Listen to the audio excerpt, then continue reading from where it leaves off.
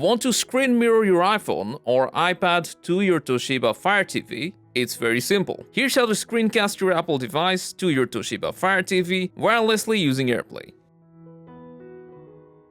For screencasting to your Toshiba Fire TV, the first thing that you need to do is go to Settings, then Display and Sounds, and find Apple AirPlay and HomeKit.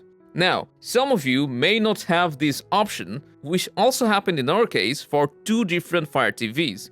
Why this happens is simply because your TV's firmware is not up to date. So don't panic, just go back to the settings page, go to Device and Software, About, and you should see a Fire TV OS update pending.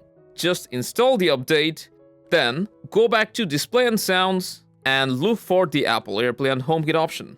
If you still don't see it, there's no need to worry. You may need to install some more updates. Yes, it's silly, but this is how it worked for us a year ago, and it's still the same.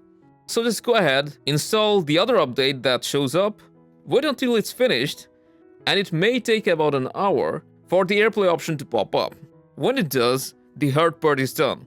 Just open AirPlay and HomeKit, make sure AirPlay is on, and then go to the network settings, and make sure your iPhone or iPad is connected to the same Wi-Fi network. Now all you need to do is from the control center, tap on the screen mirroring icon. If you don't see it, then you can tap on the plus icon, then add a control, and add screen mirroring from here. Then open screen mirroring, your TV with your profile name will appear, just tap on it, enter the code, and boom.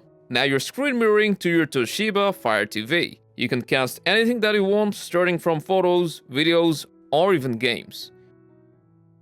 The process is the same on your iPad. When you're done, just press the back or home button to exit out of screen mirroring mode. That's all. Hope you found this useful, and stay tuned for more.